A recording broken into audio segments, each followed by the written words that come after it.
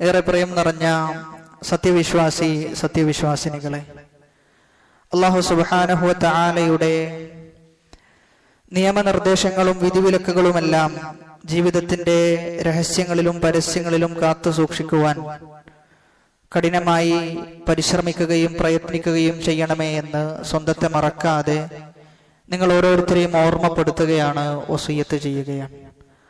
റബ്ബ് അനുഗ്രഹിക്കുമാറാകട്ടെ. ദുനിയാവിലെ ജീവിതത്തിൽ നമ്മുടെ അടുക്കൽ ഉണ്ടാകേണ്ട ഏറ്റവും വലിയ നിധിയാണ് ഈമാൻ എന്ന് പറഞ്ഞത്.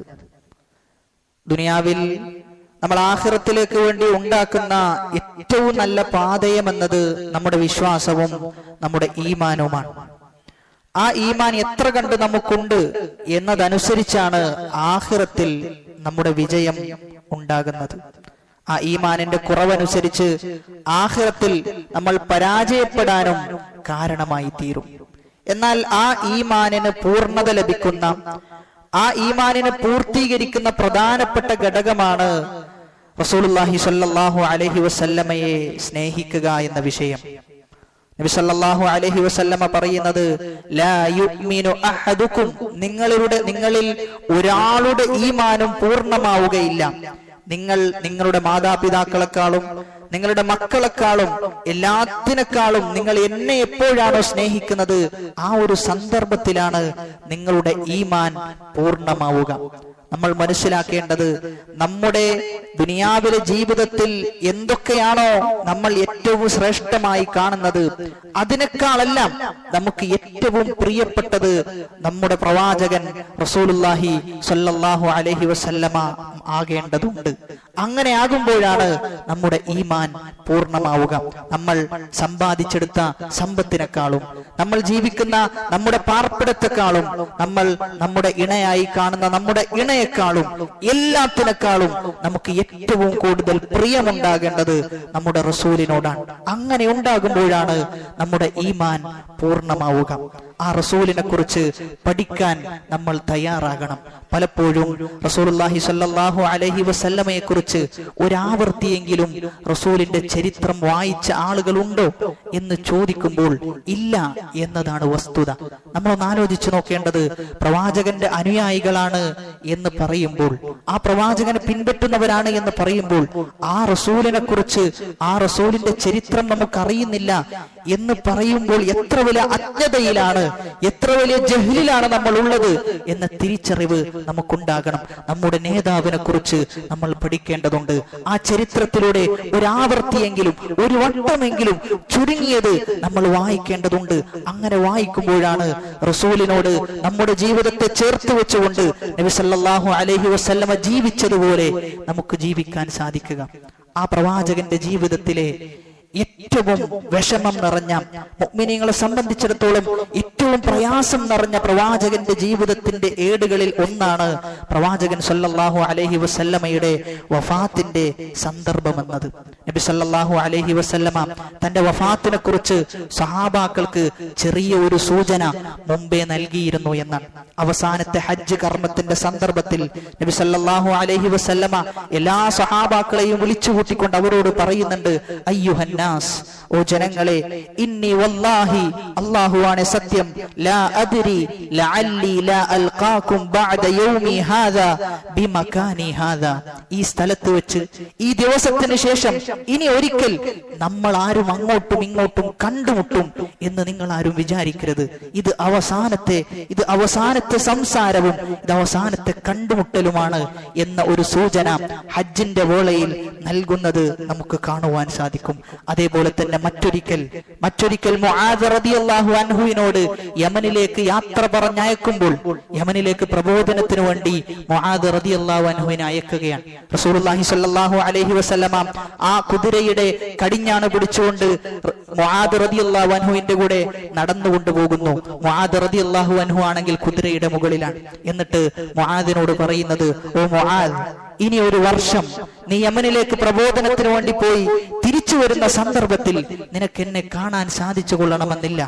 നീ എന്റെ ഖബറിലൂടെ, നീ എന്റെ പള്ളിയുടെ അരികിലൂടെ ആയിരിക്കും, നീ യമനിലെ പ്രബോധനം കഴിഞ്ഞ് തിരിച്ചു വരുമ്പോൾ നീ നടന്നുകൊണ്ട് പോവുക എന്ന് പറയുമ്പോൾ മുആദ് റളിയല്ലാഹു അൻഹു കരഞ്ഞു എന്നാണ്. കാരണം മുആദ് റളിയല്ലാഹു അൻഹുവിന് മനസ്സിലായിട്ടുണ്ട് ഇത് പ്രവാചകന്റെ അവസാനത്തെയാണ് സൂചിപ്പിക്കുന്നത് എന്ന്. അങ്ങനെ ഹിജ്റ 11 സഫർ മാസം 29 തിങ്കളാഴ്ച നബി സല്ലല്ലാഹു അലൈഹി വസല്ലമ ഒരു മറമാടുന്ന ഒരു ഖബറിന്റെ അടുക്കൽ പോയി, അവിടെ പോയി അവർക്ക് വേണ്ടി ഇസ്തിഗ്ഫാറിനെ തേടി, പാപമോചനത്തെ തേടി തിരിച്ചു വരുന്ന ഒരു സന്ദർഭത്തിലാണ് റസൂലിന്റെ തലവേദന അങ്ങേയറ്റം മൂർജിച്ചത് എന്ന്. അതായിരുന്നു നബി സല്ലല്ലാഹു അലൈഹി വസല്ലമയുടെ രോഗത്തിന്റെ തുടക്കം. അങ്ങനെയാണ് നബി തന്റെ ഭാര്യമാരുടെ അടുക്കിലേക്ക് പോവുകയും എന്നിട്ട് ഭാര്യമാരോട് ചോദിക്കുകയുണ്ടായി എന്നാണ്, ഐന അനല്യവും, ഞാൻ ഇന്നേ ദിവസം എവിടെയാണ് താമസിക്കേണ്ടത്? നമ്മൾ ആലോചിക്കേണ്ടത് ആ അവസാനത്തെ സന്ദർഭത്തിൽ പോലും ഭാര്യമാരുടെ ഇടയിൽ അത്രയും അധികം നീതി പാലിച്ച ഒരു പ്രവാചകനെ, ഒരു മനുഷ്യനെ മനുഷ്യകുലത്തിന് ഒരിക്കലും കാണിക്കുവാൻ സാധിക്കുകയില്ല എന്ന് തീർച്ചയാണ്. ഐന അനല്യവും, ഞാൻ നാളെ എവിടെയാണ് എന്ന് ചോദിക്കുകയും അങ്ങനെ ചോദിച്ച് ഭാര്യമാരുടെ അനുമതി വാങ്ങിക്കൊണ്ട് ആയിഷ റളിയല്ലാഹു അൻഹയുടെ വീട്ടിലേക്ക് റസൂലുള്ളാഹി സ്വല്ലല്ലാഹു അലൈഹി വസല്ലമ മടങ്ങി എന്നാണ്.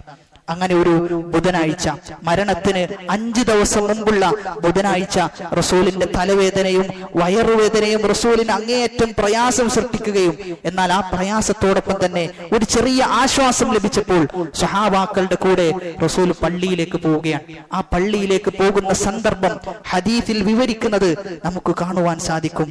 2 ആളുകളുടെ തോളിൽ കൈവച്ചുകൊണ്ട് റസൂലിന്റെ കാൽ മണ്ണിലൂടെ ഉരതിക്കൊണ്ടായിരുന്നു റസൂലുള്ളാഹി സ്വല്ലല്ലാഹു അലൈഹി വസല്ലമ നിസ്കരിക്കാൻ പുറപ്പെട്ടത് എന്നാണ്. അങ്ങനെ നിസ്കരിച്ച് നിസ്കാരവും കഴിഞ്ഞ് മിമ്പറിലേക്ക് കയറിക്കൊണ്ട് റസൂൽ ചില വാക്കുകൾ പറയുന്നുണ്ട്. റസൂൽ പറയുന്നത്, അല്ലാഹു സുബ്ഹാനഹു വ തആല ഒരു അടിമക്ക് തിരഞ്ഞെടുക്കാനുള്ള അവസരം തന്നിട്ടുണ്ട്. ദുനിയാവാണോ വേണ്ടത് അതല്ല ആഖിറമാണോ വേണ്ടത് എന്ന് തിരഞ്ഞെടുക്കാനുള്ള ഒരു അവസരം അള്ളാഹു നൽകിയിട്ടുണ്ട്. എന്നാൽ അടിമ തിരഞ്ഞെടുത്തത് ആഖിറമാണ്, അള്ളാഹുവിനെയാണ്, സ്വർഗത്തെയാണ് എന്ന വാക്ക് കേൾക്കുകയും അബൂബക്കർ സിദ്ദീഖ് റളിയല്ലാഹു അൻഹു പൊട്ടിക്കരഞ്ഞു എന്നാണ്. കാരണം അബൂബക്കർ സിദ്ദീഖ് റളിയല്ലാഹു അൻഹുവിന് മനസ്സിലായി ഇത് റസൂലിന്റെ വഫാത്തിലേക്കുള്ള സൂചനയാണ് എന്ന് അബൂബക്കർ റളിയല്ലാഹു അൻഹുവിന് ഉറപ്പായി. മറ്റുള്ള സഹാബാക്കൾക്ക് അത് മനസ്സിലാക്കാൻ സാധിച്ചിട്ടില്ല. പിന്നെ അബൂബക്കർ റളിയല്ലാഹു അൻഹുവിനോട് ചോദിക്കുമ്പോഴാണ് മനസ്സിലായത് ഇത് റസൂലിന്റെ വഫാത്തിനെ കുറിച്ചാണ് റസൂൽ പറഞ്ഞത് എന്ന്. അങ്ങനെ അബൂബക്കർ സിദ്ദീഖ് റളിയല്ലാഹു അൻഹുവിനോടുള്ള സ്നേഹം നബി സല്ലല്ലാഹു അലൈഹി വസല്ലമ അവിടെ തന്നെ പ്രകടിപ്പിക്കുകയും എന്നിട്ട് നബി അവിടെ നിന്നുകൊണ്ട് ചില ഉപദേശങ്ങൾ, അവസാനമായി കുറച്ച് ഉപദേശങ്ങൾ നൽകുന്നുണ്ട്. അതിൽ ഒന്നാമത്തെ ഉപദേശമായി റസൂൽ പറയുന്നത്, അഖ്വഫു മാ അഖാഫു അലൈക്കും മാ യുഖ്രിജുല്ലാഹു ലക്കും മിൻ സഹറത്തി ദുനിയ. നിങ്ങൾക്ക് ദുനിയാവ് തുറക്കപ്പെടും, മുസ്ലിമീങ്ങൾക്ക് ദുനിയാവ് തുറക്കപ്പെടുന്ന അവസ്ഥയുണ്ടാകും.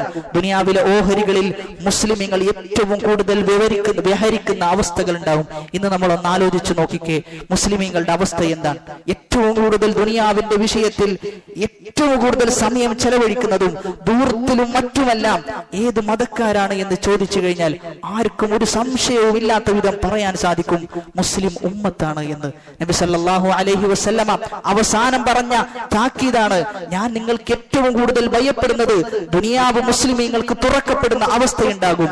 അങ്ങനെ ദുനിയാവിൽ ജീവിച്ച് അശ്രദ്ധമായി ജീവിക്കുന്ന അവസ്ഥയുണ്ടാകുമോ എന്നതിനെയാണ് ഞാൻ ഭയപ്പെടുന്നത് എന്നാണ് നബി സല്ലല്ലാഹു അലൈഹി വസല്ലമ നൽകിയ ഒന്നാമത്തെ വസിയത്ത്. രണ്ടാമതായി നബി പറയുന്നത്, നബി സല്ലല്ലാഹു അലൈഹി വസല്ലമ വളരെ കർശനമായി പറഞ്ഞ ഒരു വിഷയമാണ്, ലഅനത്തുല്ലാഹി അലൽ യഹൂദി വൻ നസാറ. യഹൂദികൾക്കും നസറാനികൾക്കും അല്ലാഹുവിന്റെ ശാപമുണ്ടാകട്ടെ. എന്താണ് കാരണം? ഇത്തഖദു ഖുബൂറ അംബിയാഇഹിം മസാജിദ. അവരുടെ അമ്പിയാക്കളുടെ ഖബറുകളെ അവർ ആരാധനാ കേന്ദ്രങ്ങളാക്കി മാറ്റി എന്ന. ഖബറുകളെ ആരാധിക്കുന്ന, അതിന്റെ മുമ്പിൽ സുജൂദ് ചെയ്യുന്ന അവസ്ഥ യഹൂദികൾക്കും നസറാനികൾക്കും ഉണ്ടായിട്ടുണ്ട് എന്ന് നബി സല്ലല്ലാഹു അലൈഹി വസല്ലമ പറയാൻ. എന്നിട്ട് നബി അടുത്തതായി അവരോട് പറയുന്നത്, നിങ്ങൾ എന്റെ ഖബർ ആരാധനാ കേന്ദ്രമാക്കരുത് എന്നാണ്. നിങ്ങൾ എന്റെ ഖബറിൽ വന്ന് എന്നോട് പ്രാർത്ഥിക്കുന്ന അവസ്ഥ, എന്നോട് നിങ്ങളുടെ ആവശ്യങ്ങൾ തേടുന്ന അവസ്ഥ, എന്നോട് നിങ്ങളുടെ വിഷമങ്ങൾ പ്രകടിപ്പിക്കുന്ന അവസ്ഥ ഒരിക്കലും ഉണ്ടാകരുത് എന്ന് പറഞ്ഞുകൊണ്ട് അള്ളാഹുവിനോട് പ്രാർത്ഥിക്കുകയാണ്. അല്ലാഹുമ്മ ലാ തജ്അൽ ഖബ്രി വസനൻ യുഅബദ്. റബ്ബേ എന്റെ ഖബറിനെ അങ്ങനെയുള്ളൊരു ഖബറാക്കി മാറ്റല്ല റബ്ബേ എന്ന് നബി സല്ലല്ലാഹു അലൈഹി വസല്ലമ പ്രാർത്ഥിച്ചു എന്നാണ്.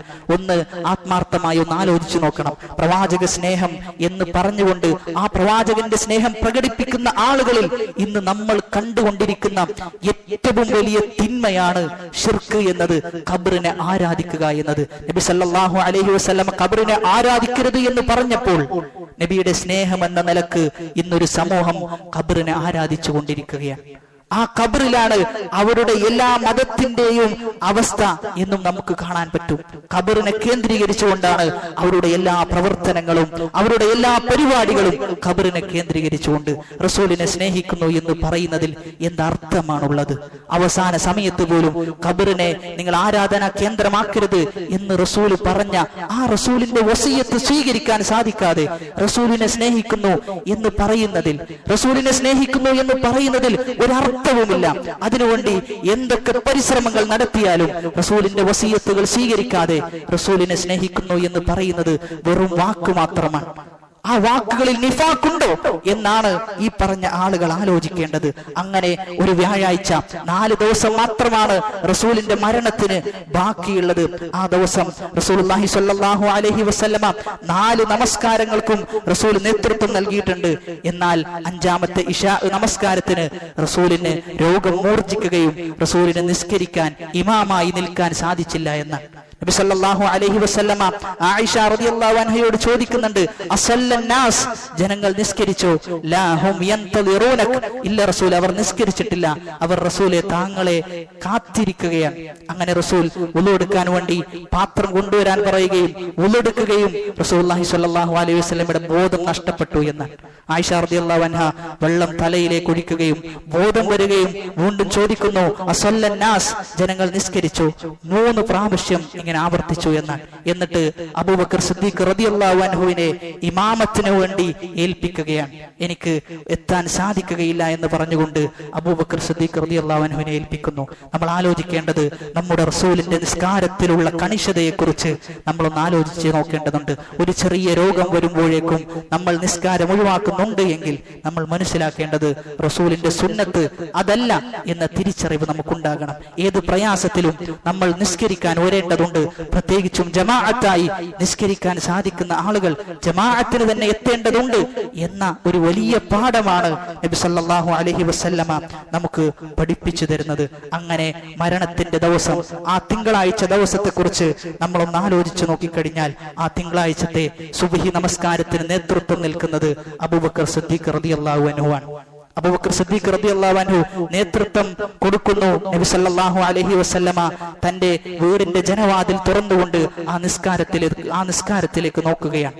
നബി സല്ലല്ലാഹു അലൈഹി വസല്ലമ വല്ലാത്ത സന്തോഷം നബിയുടെ മുഖത്ത് പ്രകടമായി എന്ന് സ്വഹാബാക്കൾ, നബി നോക്കുന്നത് സ്വഹാബാക്കൾ കാണുന്നുണ്ട്.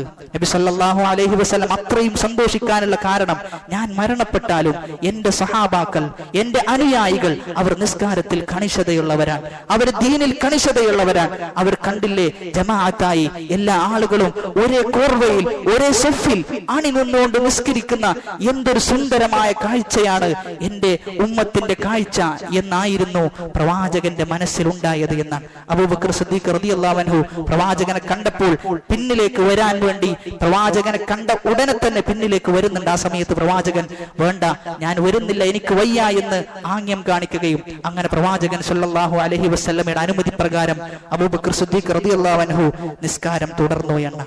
പിന്നെ ആ സുബ്ഹി നമസ്കാരത്തിന് ശേഷം നബി സല്ലല്ലാഹു അലൈഹി വസല്ലമ ഒരു നമസ്കാരവും നമസ്കരിച്ചിട്ടില്ല എന്ന്. അങ്ങനെ ഒരു ളുഹാ സമയത്താണ് നമ്മുടെ റസൂൽ സല്ലല്ലാഹു അലൈഹി വസല്ലമ ഈ ലോകത്ത് നിന്ന് വിട പറയുന്നത്. ഇഹലോകവാസം വെടിയുന്നത് ളുഹയുടെ സമയത്താണ്. പ്രവാചകന്റെ വഫാത്തിന്റെ തൊട്ടു മുമ്പ് പ്രവാചകൻ സല്ലല്ലാഹു അലൈഹി വസല്ലമ ഫാത്തിമ റളിയല്ലാഹു അൻഹയെ വിളിച്ചുകൊണ്ട് ചില രഹസ്യങ്ങൾ പറഞ്ഞു കൊടുക്കുന്നുണ്ട്. ഫാത്തിമ റളിയല്ലാഹു അൻഹയോട് പറയുന്നത്, സാറനി النبي صلى الله عليه وسلم أنه يقبل في وجعه الذي توفي فيه. ഞാൻ മരണപ്പെടും ഫാത്തിമ, എനിക്കിപ്പോഴുള്ള രോഗം കാരണത്താൽ ഈ രോഗത്തോടുകൂടി തന്നെ ഞാൻ മരണപ്പെടും എന്ന് ഫാത്തിമ റളിയല്ലാഹു അൻഹയോട് പറഞ്ഞു. ആ സമയത്ത് ഫാത്തിമ റളിയല്ലാഹു അൻഹ കരയുകയാണ്. ആ റസൂലിന് അത്രയും മൂർജിച്ച രോഗമുണ്ടാകുന്ന സന്ദർഭത്തിലും സഹാബാക്കൾ ആരും കരുതിയിട്ടില്ല റസൂൽ വഫാത്താകും എന്നൊരിക്കലും ഒരു സ്വഹാബിയും കരുതിയിട്ടില്ല എന്നാണ്. അങ്ങനെ ഫാത്തിമ റളിയല്ലാഹു അൻഹ കരയുകയും വീണ്ടും റസൂലുള്ളാഹി സ്വല്ലല്ലാഹു അലൈഹി വസല്ലമ പറഞ്ഞു, എനിക്ക് ശേഷം എന്നിലേക്ക് ഏറ്റവും അടുത്തു വരുന്നത് നീ ആയിരിക്കും, നിന്റെ മരണമായിരിക്കും ഉണ്ടാവുക. അത് മാത്രമല്ല സ്വർഗത്തിലെ നേതാക്കളുടെ കൂട്ടത്തിലായിരിക്കും നീ ഉണ്ടാവുക, സ്ത്രീകളുടെ നേതാവായിരിക്കും നീ എന്ന് പറയുമ്പോൾ ഫാത്തിമ റളിയല്ലാഹു അൻഹ ചിരിച്ചു എന്നാണ്. ആ സന്ദർഭത്തിൽ, ആ തിങ്കളാഴ്ച സന്ദർഭത്തിലും ചില വസിയത്തുകൾ നബി സല്ലല്ലാഹു അലൈഹി വസല്ലമ ഉമ്മത്തിന് നൽകിയിട്ടുണ്ട് എന്നാണ്. അതിലൊന്നാമത്തെ വസിയത്താണ് അസ്സലാത്തു വമാ മലക്കത് ഐമാനുക്കും. റസൂലിന്റെ തൊണ്ട ഇടറുന്നുണ്ട്, റസൂലിന്റെ സംസാരത്തിന്റെ ശൈലി മാറിയിട്ടുണ്ട്. റസൂൽ പറയുന്നത് അസ്സലാ, നിങ്ങൾ നിസ്കരിക്കണം, നിങ്ങൾ നിസ്കരിക്കണം, നിസ്കാരത്തിൽ നിങ്ങൾ കണിശതയുള്ളവരാകണം എന്ന അവസാന സന്ദർഭത്തിൽ നൽകുന്ന വസിയത്ത്. വമാ മലക്കത് ഐമാനുക്കും, നിങ്ങൾ ഉടമപ്പെടുത്തുന്ന നിങ്ങളുടെ അടിമകൾ ണ്ടല്ലോ അവരെയും നിങ്ങൾ കൃത്യമായി നോക്കേണ്ടതുണ്ട്, പരിചരിക്കേണ്ടതുണ്ട് എന്ന് നബി സല്ലല്ലാഹു അലൈഹി വസല്ലമ അവരോട് പറഞ്ഞു എന്നാണ്. അങ്ങനെ റസൂലിന്റെ മരണത്തെക്കുറിച്ച് ആയിഷ റളിയല്ലാഹു അൻഹ പറയുന്നത്, ഒരാളും അങ്ങനെ വേദനിക്കുന്നതായി, അത്രയും അധികം വേദന സഹിക്കുന്നതായി ഞാൻ എന്റെ ജീവിതത്തിൽ കണ്ടിട്ടില്ല എന്നാണ്. അത്രയും വേദന പ്രവാചകന്റെ രോഗത്തിലൂടെ പ്രവാചകൻ അനുഭവിച്ചിരുന്നു എന്ന് ആയിഷ റളിയല്ലാഹു അൻഹ പറയുന്നുണ്ട്. അങ്ങനെ മരണത്തിന്റെ തൊട്ടു മുമ്പ് നബി സല്ലല്ലാഹു അലൈഹി വസല്ലമയുടെ വേദന കണ്ടുകൊണ്ട് നിൽക്കാൻ സാധിക്കാത്ത ഫാത്തിമ റളിയല്ലാഹു അൻഹ പറയുന്നുണ്ട്, വാ കർബ അബാ, എന്റെ ഉപ്പാക്ക് എന്തൊരു വേദനയാണ് എന്ന് പറയുന്നുണ്ട്. ആ സമയത്ത് നബി സല്ലല്ലാഹു അലൈഹി വസല്ലമ പറയുന്നത്, ലൈസ അലാ അബീക കർബുൻ ബഅദൽ യൗം, ഇന്നേ ദിവസം കഴിഞ്ഞാൽ യാതൊരു വേദനയും എനിക്കില്ല ഫാത്തിമ, ഇത് അവസാനത്തെ വേദനയാണ് എന്ന് ഫാത്തിമ റളിയല്ലാഹു അൻഹയോട് പറഞ്ഞുകൊണ്ട് ഫാത്തിമ റളിയല്ലാഹു അൻഹയെ ആശ്വസിപ്പിക്കുകയാണ്. ആ സമയത്താണ് അബൂബക്കർ സിദ്ദീഖ് റളിയല്ലാഹു അൻഹുവിന്റെ മകനായ അബ്ദുറഹ്മാൻ വരികയും അബ്ദുറഹ്മാനിന്റെ കയ്യിൽ ഒരു മിസ്വാക്ക് ഉണ്ടായിരുന്നു എന്ന്, ആ മിസ്വാക്ക് റസൂലിന് പല്ല് തേക്കണമെന്ന് തോന്നുകയും അങ്ങനെ ആയിഷ റളിയല്ലാഹു അൻഹ തന്റെ ഉമിനീര് കൊണ്ട് ആ ഒരു മിസ്വാക്ക് എടുത്തുകൊണ്ട് അതിനെ നേർത്ത രൂപത്തിലാക്കി പ്രവാചകന്റെ വായിലേക്ക് വെച്ചു കൊടുക്കുകയും പ്രവാചകൻ പല്ല് തേക്കുകയും ചെയ്തു എന്നാണ്. എന്നിട്ട് പ്രവാചകന്റെ അവസാന സമയമാണ്, മരണത്തിന് ഏതാനും നിമിഷങ്ങൾക്ക് മുമ്പ് അള്ളാഹുവിന്റെ പ്രവാചകൻ പറയുന്നത്, ലാ ഇലാഹ ഇല്ലല്ലാഹ് ഇന്ന ലിൽ മൗതി സക്കറാത്ത്, അല്ലാഹു അല്ലാത്ത ഒരു ഇലാഹുമില്ല, മരണത്തിന് വല്ലാത്ത വേദനയുണ്ട്, മരണത്തിന് സഹിക്കാൻ പറ്റാത്ത വേദനയുണ്ട്. ഫിർ റഫീഖിൽ അഅ്ലാ, ഫിർ റഫീഖിൽ അഅ്ലാ, ഫിർ റഫീഖിൽ അഅ്ലാ, ഉന്നതമായ കൂട്ടുകാരിലേക്ക് ഞാൻ യാത്ര പോവുകയാണ് എന്ന് പറഞ്ഞ് 3 പ്രാവശ്യം ആവർത്തിച്ചുകൊണ്ട് നബി സല്ലല്ലാഹു അലൈഹി വസല്ലമ പറഞ്ഞു എന്നാണ്. അങ്ങനെ റസൂലുള്ളാഹി സല്ലല്ലാഹു അലൈഹി വസല്ലമയുടെ റൂഹ് പിടിക്കപ്പെടുകയും അങ്ങനെ റസൂൽ ഇഹലോകവാസം വെടിഞ്ഞു എന്നതാണ് ചരിത്രത്തിന്റെ പശ്ചാത്തലം. റസൂല് വഫാത്തായി എന്നറിഞ്ഞ സന്ദർഭത്തിൽ സ്വഹാബാക്കൾക്ക് ഒരാൾക്കും അത് വിശ്വസിക്കാൻ പോലും സാധിച്ചിട്ടില്ല എന്നതാണ് വസ്തുത. ഉമർ ഇബ്നുൽ ഖത്താബ് റളിയല്ലാഹു അൻഹു വരുന്നുണ്ട്. ഉമർ റളിയല്ലാഹു അൻഹു പറയുന്നത്, മൂസാ നബി അലൈഹിസ്സലാത്തു വസ്സലാം തൗറാത്ത് വാങ്ങാൻ പോയതുപോലെ നമ്മുടെ പ്രവാചകനും തൗറാത്ത് വാങ്ങാൻ പോയതാണ്. ആരെങ്കിലും ഒരാൾ റസൂൽ വഫാത്തായിട്ടുണ്ട് എന്ന് പറഞ്ഞു കഴിഞ്ഞാൽ നിങ്ങളുടെ തല ഞാൻ കൊയ്യും എന്നായിരുന്നു ഉമർ റളിയല്ലാഹു അൻഹുവിന്റെ വർത്തമാനം എന്നത്. ഉമർ റളിയല്ലാഹു അൻഹു അങ്ങേയറ്റം ദേഷ്യത്തോടു കൂടിയായിരുന്നു അത് കണ്ടിരുന്നത്. എന്റെ പ്രവാചകൻ മരണപ്പെട്ടിട്ടില്ല എന്ന് ഉറപ്പിച്ച് ഉമർ റളിയല്ലാഹു അൻഹു പറയുകയുണ്ടായി. ആ സന്ദർഭത്തിലാണ് അബൂബക്കർ സിദ്ദീഖ് റളിയല്ലാഹു അൻഹു ഉമർ ഇബ്നുൽ ഖത്താബ് റളിയല്ലാഹു അൻഹുവിന്റെ അടുക്കലേക്ക് വന്നുകൊണ്ട് ഉമർ റളിയല്ലാഹു അൻഹുവോട് പറയുന്നുണ്ട്, ഇജ്ലിസ് യാ ഉമർ, ഉമർ നീ ഇരിക്കണം, നീ ഇനി മിണ്ടാൻ പാടില്ല എന്ന് പറഞ്ഞുകൊണ്ട് ആയത്ത് ഓതി കൊടുത്തു എന്നാണ്. ആയത്ത് ഓതി കൊടുക്കുകയുണ്ടായി. നിങ്ങൾ മുഹമ്മദിനെയാണ് ആരാധിച്ചിരുന്നതെങ്കിൽ റസൂലുള്ളാഹി സ്വല്ലല്ലാഹു അലൈഹി വസല്ലമ മരണപ്പെട്ടിട്ടുണ്ട്, അല്ലാഹു മരിക്കാത്ത എന്നെന്നും ജീവിച്ചിരിക്കുന്നവനാണ് എന്ന ആയത്തിന്റെ ശകലം ഓതി കൊടുത്തു എന്നാണ് ഉമർ റളിയല്ലാഹു അൻഹു പറയുന്നത്. ആയത്ത് കേട്ടപ്പോൾ എന്റെ കാലിൽ നിന്ന് ഞാൻ ഭൂമിയിലേക്ക് ആപതിക്കുമോ, എന്റെ കാലിൽ നിന്ന് മണ്ണൊലിച്ചു പോകുന്നത് പോലെ എനിക്ക് അനുഭവപ്പെട്ടു എന്ന് ചില സഹാബാക്കൾ പറയുന്നത്. ഖുർആനിൽ അങ്ങനെ ഒരു ആയത്തുണ്ട് എന്നത് ഞങ്ങൾക്ക് ആ സന്ദർഭത്തിലാണ് ബോധ്യമായത് എന്ന്. ഒരിക്കലും അവർക്ക് സങ്കല്പിക്കാൻ സാധിക്കാത്തതായിരുന്നു റസൂലുള്ളാഹി സ്വല്ലല്ലാഹു അലൈഹി വസല്ലമയുടെ മരണം. അനസ് റളിയല്ലാഹു അൻഹു പറയുന്നത്, മദീന മൊത്തം പ്രകാശപൂരിതമായിരുന്നു റസൂലിന്റെ വരവോടുകൂടി. എന്നാൽ റസൂലിന്റെ മരണത്തോടുകൂടി മദീന മൊത്തം ഇരുട്ടിലാകുന്ന ഒരവസ്ഥയായിരുന്നു റസൂലിന്റെ മരണത്തോടുകൂടി ഉണ്ടായത് എന്നാണ്. അങ്ങനെ റസൂലിനെ കുളിപ്പിക്കാൻ വേണ്ടി കൊണ്ടുപോവുകയും കുളിപ്പിക്കുമ്പോൾ റസൂലിന്റെ വേഷം എന്ത് ചെയ്യണം, റസൂലിന്റെ വസ്ത്രം അഴിച്ചു പൊളിച്ചു മാറ്റണോ എന്ന ചർച്ചയുണ്ടായപ്പോൾ അല്ലാഹു സുബ്ഹാനഹു വ തആല സഹാബാക്കൾക്ക് ഒരു ഉറക്കമുണ്ടാക്കി കൊടുത്തു എന്നാണ്. അങ്ങനെ ആ ഉറക്കത്തിൽ അവർക്ക് ബോധ്യമായി. ഒരാൾ വിളിച്ചു പറയുന്നു റസൂലിന്റെ വസ്ത്രം അഴിക്കേണ്ടതില്ല, ആ വസ്ത്രത്തോടു കൂടി തന്നെ റസൂലിനെ കുളിപ്പിക്കണമെന്ന് പറയുകയും ആ വസ്ത്രത്തോടു കൂടി തന്നെ കുളിപ്പിക്കുന്ന അവസ്ഥയുണ്ടായി. അങ്ങനെ റസൂലിന്റെ മയ്യത്തും എടുത്തുകൊണ്ട് പള്ളിയിലേക്ക് പോകുന്നു. പള്ളിയിൽ നിസ്കരിക്കാൻ വേണ്ടി ആ മയ്യത്ത് വെക്കുന്നു. നിസ്കരിക്കുന്ന സമയത്ത് എല്ലാ ആളുകളും ഒറ്റക്കൊറ്റക്കായിരുന്നു പ്രവാചകന് വേണ്ടി നിസ്കരിച്ചത്. ആരാണ് പ്രവാചകന് വേണ്ടി ഇമാമ നിൽക്കുക? പ്രവാചകൻ നമുക്ക് വേണ്ടി ഇമാമ നിന്നതല്ലേ, ആർക്കും ഇമാമ നിൽക്കാൻ സാധിച്ചിട്ടില്ല എന്നാണ്. അങ്ങനെ എല്ലാ ആളുകളും, സ്ത്രീകളും പുരുഷന്മാരും കുട്ടികളുമെല്ലാം ഒറ്റക്കൊറ്റക്കായിക്കൊണ്ട് പ്രവാചകന് വേണ്ടി നിസ്കരിച്ചു. ആ നിസ്കാരവും കഴിഞ്ഞ് പ്രവാചകനെ മറമാടുന്ന ആ സന്ദർഭത്തിൽ ഫാത്തിമ റളിയല്ലാഹു അൻഹ ചോദിക്കുന്നുണ്ട്, എങ്ങനെയാണ് നിങ്ങൾക്ക് പ്രവാചകന്റെ ഖബറിലേക്ക് മണ്ണ് വാരിയെറിയാൻ നിങ്ങൾക്ക് തോന്നിയത്? അതാബത് അൻഫുസുകും, നിങ്ങളുടെ നഫ്സ് അതിന് നിങ്ങൾക്ക് സമ്മതം നൽകിയിരുന്നോ എന്ന് ഫാത്തിമ റളിയല്ലാഹു അൻഹ ചോദിച്ചിരുന്നു എന്നാണ്. അതുകൊണ്ട് നമ്മൾ മനസ്സിലാക്കേണ്ടത്, നമുക്ക് അനുഭവിച്ച ഏറ്റവും വലിയ മുസീബത്ത്, നമുക്ക് നഷ്ടപ്പെട്ട ഏറ്റവും വലിയ നഷ്ടപ്പെടൽ അത് പ്രവാചകന്റെ വഫാത്താണ് എന്ന ബോധ്യമാണ് നമുക്കുണ്ടാകേണ്ടത്. ആ റസൂലിനെ നമ്മൾ സ്നേഹിക്കേണ്ടത് എങ്ങനെ എന്ന് വളരെ കൃത്യമായി അല്ലാഹു സുബ്ഹാനഹു വ തആല നമുക്ക് പഠിപ്പിച്ചു തന്നിട്ടുണ്ട്. ഖുൽ, നബിയെ താങ്കൾ പറയുക, ഇൻ കുൻതും തുഹിബ്ബൂനല്ലാഹ്, നിങ്ങൾ അല്ലാഹുവിനെ ഇഷ്ടപ്പെടുന്നുണ്ട് എങ്കിൽ ഫത്തബിഊനി, നിങ്ങൾ എന്നെ പിൻപറ്റണം എന്ന കാര്യമാണ് അല്ലാഹു സുബ്ഹാനഹു വ തആല പറഞ്ഞിട്ടുള്ളത്. അതുകൊണ്ട് പ്രവാചകനെ പിൻപറ്റേണ്ടത് ആ പ്രവാചകന്റെ ജീവിതം പഠിച്ചുകൊണ്ടാണ്. പ്രവാചകൻ എങ്ങനെ ജീവിച്ചു അതുപോലെ നമുക്ക് ജീവിക്കാൻ സാധിക്കണം. നമ്മുടെ വസ്ത്രം, നമ്മുടെ വേഷവിധാനം, നമ്മുടെ സംസാരം, നമ്മുടെ ഇടപെടൽ എല്ലാം പ്രവാചകനെ പോലെ ആകാൻ നമ്മൾ പരിശ്രമിക്കേണ്ടതുണ്ട്. അതല്ലാതെ കുറെ ശബ്ദങ്ങൾ ഉണ്ടാക്കി, കുറെ കോലാഹലങ്ങൾ ഉണ്ടാക്കി, നാട്ടിലൂടെ റോട്ടിലൂടെ ഇങ്ങനെ നടന്നുകൊണ്ട് പ്രവാചക സ്നേഹം എന്ന് പറഞ്ഞതുകൊണ്ട് പ്രവാചക സ്നേഹം ആവുകയില്ല എന്ന തിരിച്ചറിവാണ് നമുക്കുണ്ടാകേണ്ടത്. പ്രവാചകന്റെ മരണത്തിന് ശേഷം എത്ര കാലം സ്വഹാബാക്കൾ ജീവിച്ചു എന്നുകൂടി നമ്മൾ ആലോചിച്ചു നോക്കേണ്ടതുണ്ട്. ഹിജ്റ 11 റസൂലുള്ളാഹി സ്വല്ലല്ലാഹു അലൈഹി വസല്ലമ മരണപ്പെട്ടത് എങ്കിൽ ഏറ്റവും അവസാനത്തെ സ്വഹാബി മരണപ്പെടുന്നത് ഹിജ്റ 102 99 വർഷക്കാലം അതിനിടയിലുണ്ട്. അതിനിടയിൽ ഒരു റബീഉൽ അവ്വൽ, എത്ര റബീഉൽ അവ്വൽ കഴിഞ്ഞു പോയിട്ടുണ്ട്. 40 വർഷക്കാലം ഖുലഫാഉർ റാഷിദുകളുടെ ഭരണമാണ്. അവരാരും തന്നെ റസൂലിനോടുള്ള സ്നേഹത്തിന്റെ ഭാഗമായി എന്തെങ്കിലും ഒന്ന് ചെയ്തതായി നമുക്കറിയില്ല സഹോദരന്മാരെ. അവർ ചെയ്തിട്ടില്ല എന്നത് തീർച്ചയാണ്. അവർക്ക് സ്നേഹമുണ്ടായിരുന്നില്ലേ എന്ന് ചോദിച്ചു കഴിഞ്ഞാൽ നമ്മൾ ഉറപ്പിച്ചു പറയും, നമ്മൾ സ്നേഹിച്ചതിനേക്കാളും അവർ റസൂലിനെ സ്നേഹിച്ചിട്ടുണ്ട് എന്ന്.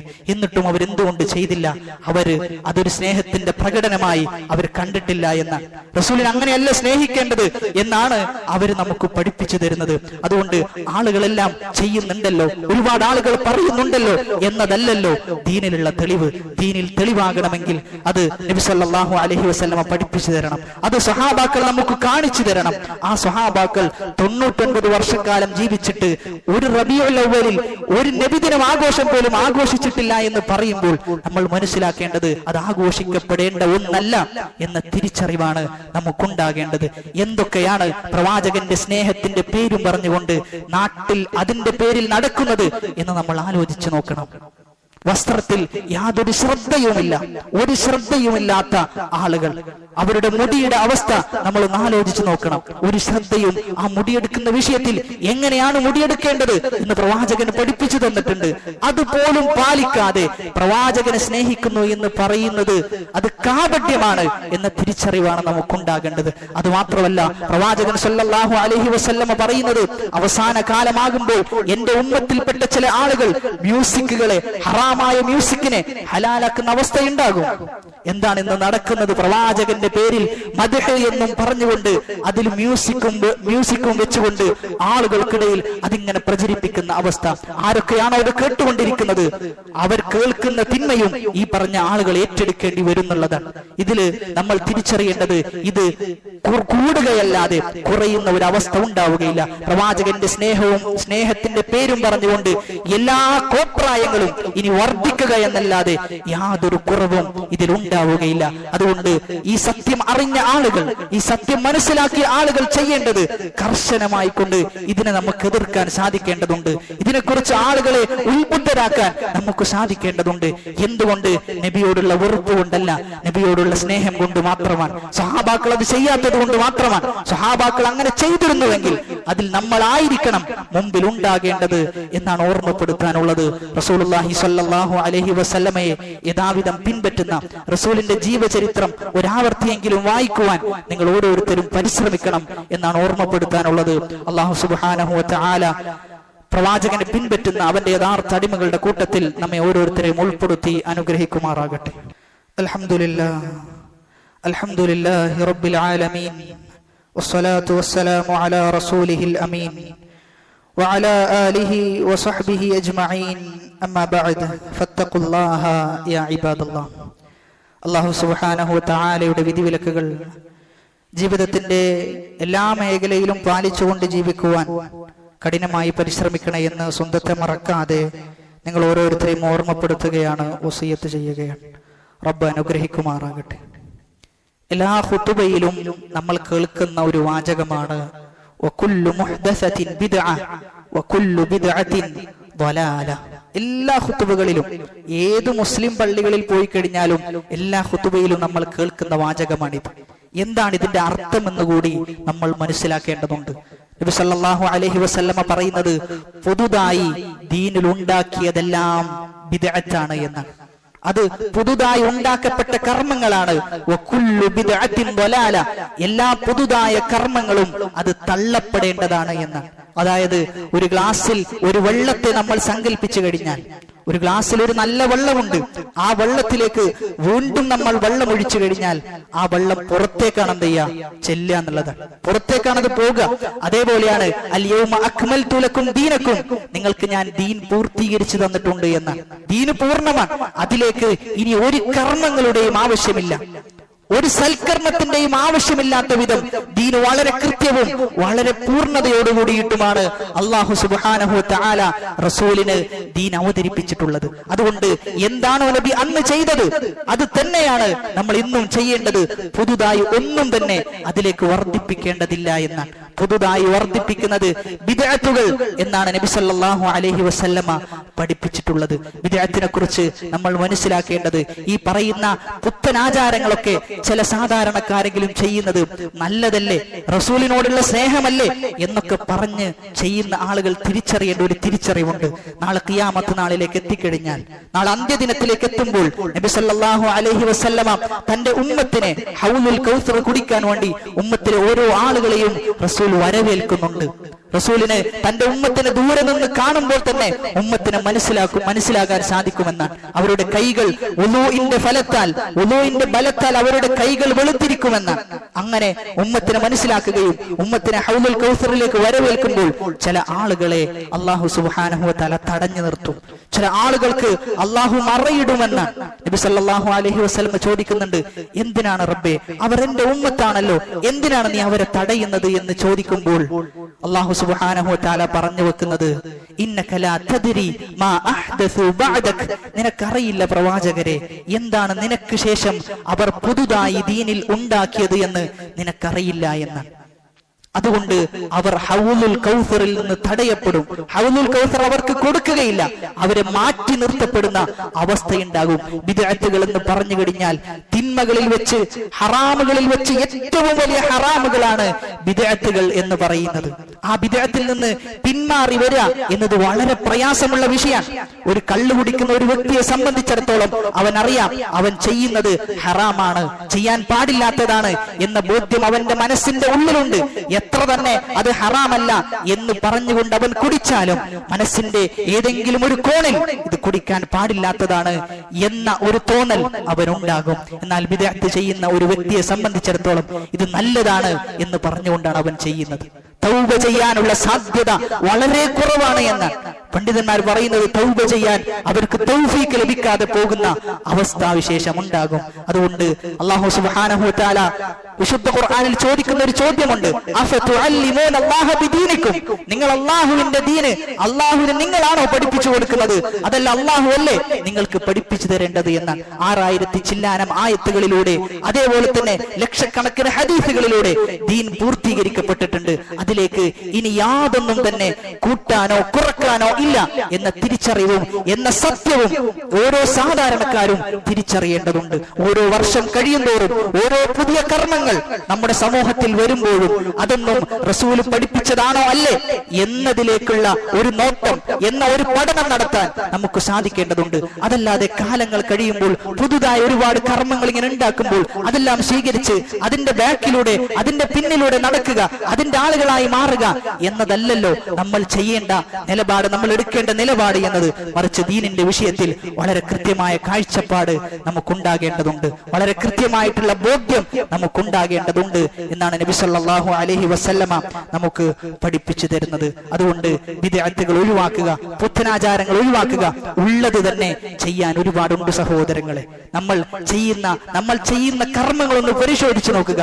എത്ര വീഴ്ചകൾ ആ കർമ്മത്തിലുണ്ട്, ഇനിയും എത്ര ചെയ്യാൻ ബാക്കിയുണ്ട്, എത്ര നിർബന്ധമായ കർമ്മങ്ങളിൽ നമ്മൾ വീഴ്ച വരുത്തിയിട്ടുണ്ട്, എത്ര ഹറാമുകൾ ജീവിതത്തിൽ പ്രവർത്തിച്ചിട്ടുണ്ട്. ഇതിൽ നിന്നൊന്നും വിട്ടുനിൽക്കാതെ, ഇതിൽ നിന്നൊന്നും തൗബ ചെയ്യാതെ ഇനിയും നല്ലതല്ലേ എന്ന് പറഞ്ഞുകൊണ്ട് പുതിയ കർമ്മങ്ങൾ ചെയ്യാൻ നമ്മൾ പോവുകയാണെങ്കിൽ നമ്മൾ മനസ്സിലാക്കേണ്ടത്, നമ്മൾ എല്ലാ വെള്ളിയാഴ്ചകളിലും പാരായണം ചെയ്യുന്ന സൂറത്തുൽ കഹ്ഫിൽ അല്ലാഹു പറയുന്നത് അവർ വിചാരിക്കുന്നത് അവർ സൽക്കർമ്മമാണ് ചെയ്യുന്നത് എന്നാണ്. പക്ഷെ അവർ മനസ്സിലാക്കേണ്ടത് അവർ നന്മയല്ല ചെയ്യുന്നത് എന്ന് അല്ലാഹു സുബ്ഹാനഹു വ തആല പറയുന്നുണ്ട്. അതുകൊണ്ട് അല്ലാഹുവിനെ സൂക്ഷിക്കുക, ദീനിന്റെ വിഷയത്തിൽ കണിശതയുള്ളവരാവുക, എല്ലാത്തിനെയും ആഘോഷത്തിന്റെ ഒരു കണ്ണിലൂടെ കാണുക എന്നതിൽ നിന്ന് മാറി നിന്നുകൊണ്ട് യാഥാർത്ഥ്യത്തോട് കൂറ് പുലർത്തിക്കൊണ്ട് സഞ്ചരിക്കാൻ നമുക്ക് സാധിക്കേണ്ടതുണ്ട്. അല്ലാഹു സുബ്ഹാനഹു വ തആല അവനെ യഥാവിധം സ്നേഹിക്കുന്ന അവന്റെ യഥാർത്ഥ അടിമകളുടെ കൂട്ടത്തിൽ നമ്മെ ഓരോരുത്തരെയും ഉൾപ്പെടുത്തി അനുഗ്രഹിക്കുമാറാകട്ടെ.